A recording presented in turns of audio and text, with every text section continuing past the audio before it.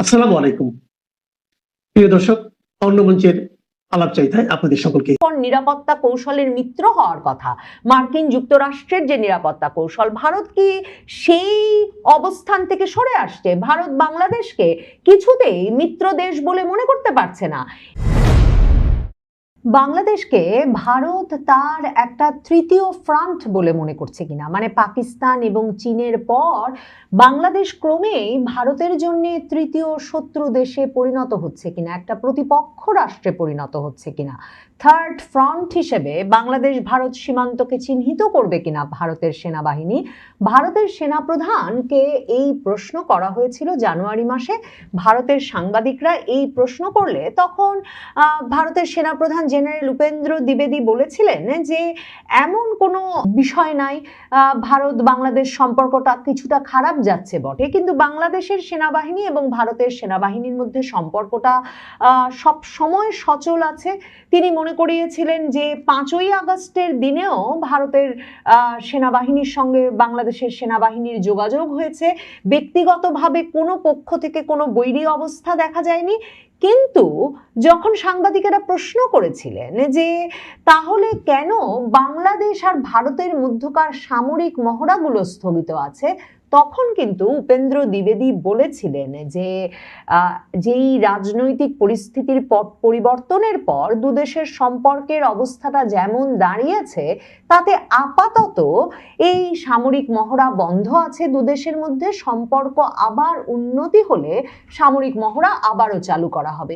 এই যে মানে আলাপটা হয়েছিল সেনাপ্রধানের সঙ্গে ভারতের সাংবাদিকদের, তখন ভারতের সকল শীর্ষস্থানীয় দৈনিক এই খবরটি করেছিল, কারণ পুরো ইউনূস আমল জুড়েই ভারত বাংলাদেশ সম্পর্কটা এতটা খারাপ হয়ে ওঠে যে ভারতের তরফে একেবারে শীর্ষ পর্যায়ে থেকে প্রতিরক্ষা কৌশল নির্ধারণের ক্ষেত্রে ভারতের ইস্টার্ন ফ্রন্ট, পূর্বাঞ্চলীয় ফ্রন্টকে সবচেয়ে গুরুত্বের সঙ্গে শক্তি বৃদ্ধি করার ক্ষেত্রে সিদ্ধান্ত নেওয়া হয়।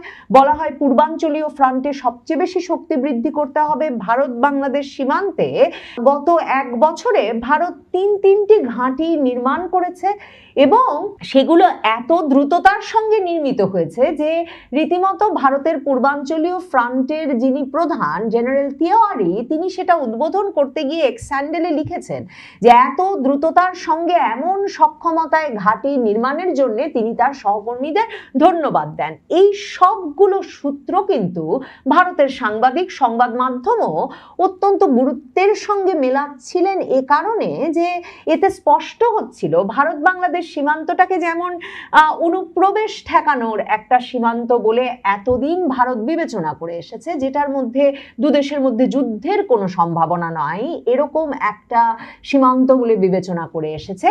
ভারত যে সেই অবস্থান থেকে সরে আসছে, ভারত যে মনে করছে এই পূর্বাঞ্চলীয় সীমান্তটা বিপজ্জনক হয়ে উঠতে পারে, কাজেই সেখানে সামরিক শক্তি বৃদ্ধি করতে হবে, যে কারণে প্রধানমন্ত্রী নরেন্দ্র মোদী ভারতের সেনাবাহিনীর সঙ্গে তার একটা বাৎসরিক সভা গত বছর পশ্চিমবঙ্গের ফোর্ট উইলিয়াম ঘাঁটিতে এসে করেন এবং সেখানে তিনিও এই পূর্বাঞ্চলীয় ফ্রন্টে ভারতের শক্তি বৃদ্ধি প্রসঙ্গে আলাপ করেন।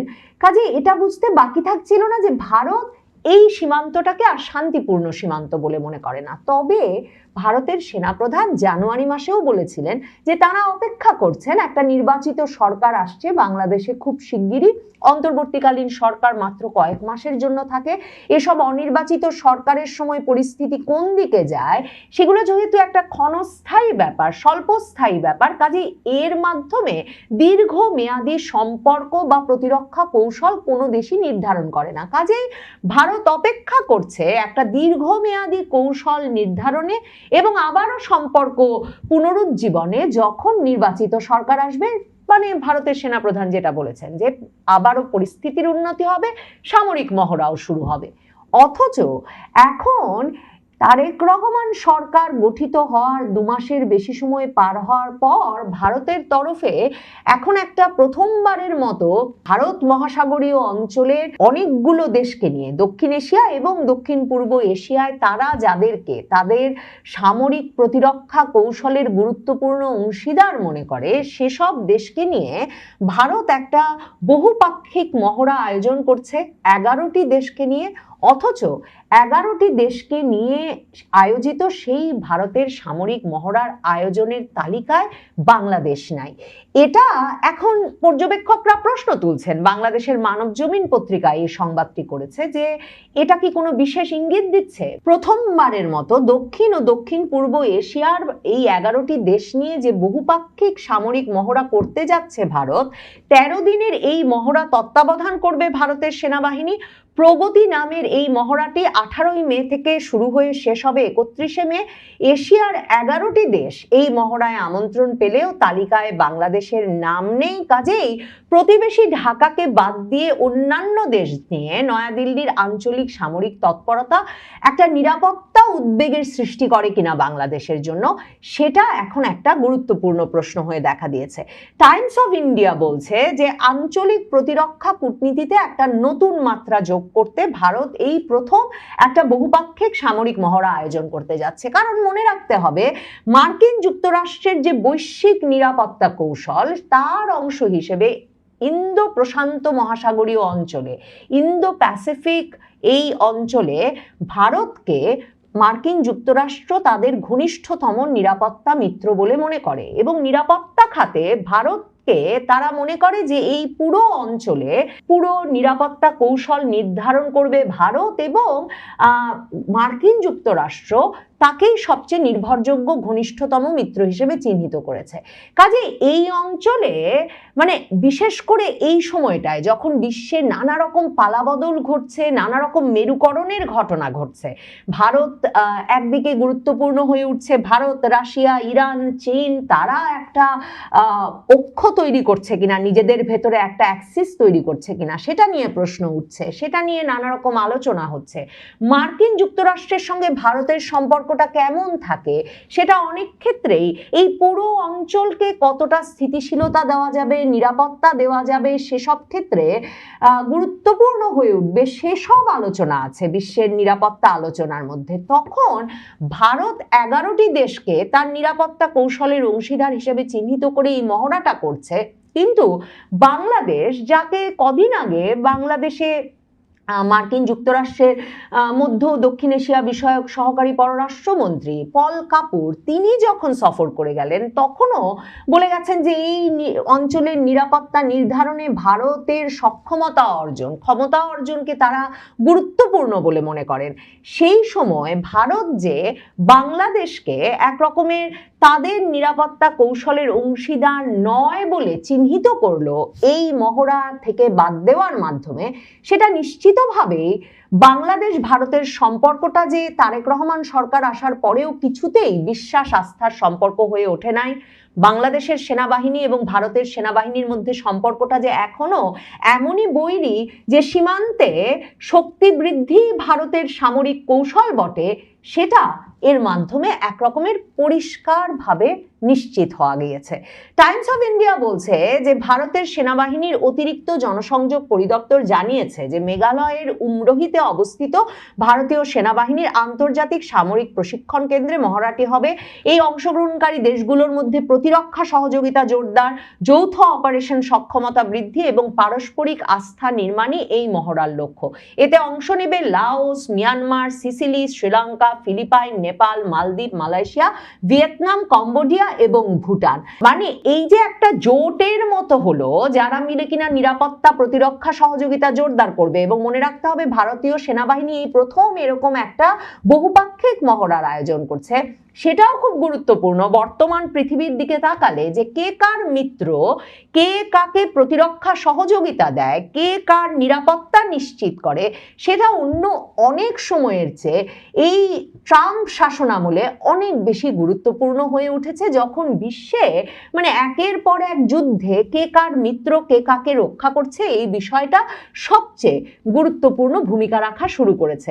এক্সপোস্টে ভারতীয় সেনাবাহিনী বলেছে যে মহড়াটার মূল ফোকাস থাকবে সন্ত্রাস বিরোধী ও বিদ্রোহ দমন অভিযান। একই সঙ্গে এটি ভারতের প্রতিরক্ষা কূটনীতির অংশ হিসেবে আঞ্চলিক সেনাবাহিনীগুলোর সঙ্গে সক্ষমতা উন্নয়ন ও সমন্বিত অপারেশনাল কাঠামো গড়ে তোলার প্রচেষ্টাকে এগিয়ে নেবে। এটা প্রসঙ্গে সামরিক বিশেষজ্ঞরা ভারতীয় সংবাদ মাধ্যমকে বলেছেন যে এই যে মহড়া প্রগতি, এটা শুধু একটা সামরিক মহড়া মাত্র নয়, এটা ভারতের বৃহত্তর আঞ্চলিক নিরাপত্তা কৌশলের অংশ। তাহলে এই যে ইন্দো প্রশান্ত মহাসাগরীয় অঞ্চল, যেখানে ভারত বাংলাদেশ পরস্পর নিরাপত্তা কৌশলের মিত্র হওয়ার কথা, মার্কিন যুক্তরাষ্ট্রের যে নিরাপত্তা কৌশল, ভারত কি সেই অবস্থান থেকে সরে আসছে? ভারত বাংলাদেশকে কিছুতেই মিত্র দেশ বলে মনে করতে পারছে না। এবং এই প্রসঙ্গে সামরিক বিশেষজ্ঞরা বলেছেন যে বিশেষ করে ভারত মহাসাগরীয় অঞ্চল এবং দক্ষিণ পূর্ব এশিয়ার দেশগুলোর সঙ্গে নিরাপত্তা সহযোগিতা জোরদারে দিল্লি যে বহুপাক্ষিক কাঠামোর দিকে এগোচ্ছে, এই উদ্যোগ তারই প্রতিফলন। কাজেই বাংলাদেশ এবং ভারতের সম্পর্কটা যে নির্বাচিত সরকার ক্ষমতায় আসবার পরেও তেমন কোনো বদল ঘটে নাই, মানে যেই কথাটা বারবার মনে করাই প্রধানমন্ত্রী মোদী, পররাষ্ট্রমন্ত্রী এস জয়শঙ্কর ভারতের, তারা যেভাবে যতটা উষ্ণতার সঙ্গে হাত বাড়িয়ে দিয়েছিলেন তারেক রহমানের দিকে, যে তারেক রহমান দেশে ফিরবেন, তারেক রহমান নির্বাচন করবেন, প্রধানমন্ত্রী নিযুক্ত হবেন এবং প্রধানমন্ত্রী নির্বাচিত হওয়ার পর তিনি বাংলাদেশে একটা এমন পরিবেশ সৃষ্টি করবেন, রাজনৈতিকভাবে অন্তর্ভুক্তিমূলক পরিবেশ, অন্যদিকে ভারতের দিকে যে ধরনের বৈরী একটা রাজনৈতিক আবহ তৈরি করা হয়েছিল সেটা থেকে এক রকমের সুস্পষ্ট ঘোষণা দিয়ে সরে আসবেন। এবং তার পাশাপাশি তাদের যে একটা প্রত্যাশা ছিল যে পাকিস্তান সেনাবাহিনীর সঙ্গে, পাকিস্তানের সেনা গোয়েন্দা সংস্থার সঙ্গে বাংলাদেশের যে মৈত্রী ইউনূস আমলে গড়ে উঠেছিল, সেটা থেকে একেবারে এক ধরনের সুস্পষ্ট অবস্থান নিয়ে তারেক রহমান সরকার সরে আসবে। তারেক রহমান সরকার চীন সরকারের সঙ্গে যে ঘনিষ্ঠতা ইউনূস সরকারের আমলে ইউনূস সরকার দেখিয়েছিল নিরাপত্তা বিষয়ে, সামরিক শক্তি বৃদ্ধির বিষয়ে, সামরিক সরঞ্জামাদি কেনার বিষয়ে, যেভাবে পাকিস্তান চীনের উপর নির্ভরশীল হয়ে পড়ছিল, সেটা থেকে সরে আসবে। সেই সব অবস্থান গ্রহণের মাধ্যমে তারেক রহমান একটা সুনির্দিষ্ট গ্রিন সিগন্যাল দেবেন ভারতের প্রতি, মানে তিনিও উষ্ণতার হাত বাড়িয়ে দেবেন ভারতের দিকে। ভারতের এই একটি প্রত্যাশাও পূরণ হয়নি। ভারত দেখছে পাকিস্তানের সেনাবাহিনীর সঙ্গে বাংলাদেশ সেনাবাহিনীর নিয়মিত যোগাযোগ অব্যাহত আছে, পাকিস্তানের গোয়েন্দা সংস্থার বিভিন্ন কর্মকর্তারা বাংলাদেশ সফর করছেন, ভারতীয় সংবাদ মাধ্যমে সে খবর বেরোচ্ছে। চীনের সঙ্গেও সামরিক কেনাকাটা কমিয়ে আনার বিষয়ে এমনকি মার্কিন যুক্তরাষ্ট্রের চাপেও বাংলাদেশকে কোনো সুস্পষ্ট অবস্থান নিতে দেখা যাচ্ছে না।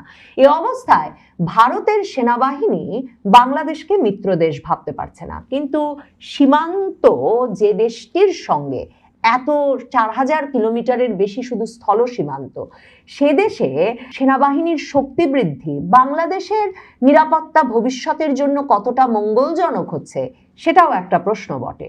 প্রশ্ন এটাও যে যখন ভারতীয় সেনাবাহিনীর কাছে এই হুমকি আছে পাকিস্তানের সেনাবাহিনী থেকে, যে ভারতে পরবর্তী হামলাটা তারা পূর্ব দিক থেকে করবে, অর্থাৎ তাদের ভাষায় পূর্ব পাকিস্তান থেকে করবে, বাংলাদেশ থেকে করবে, তখন ভারতের সেনাবাহিনীর পক্ষেই বা বাংলাদেশকে কতটা মিত্র দেশ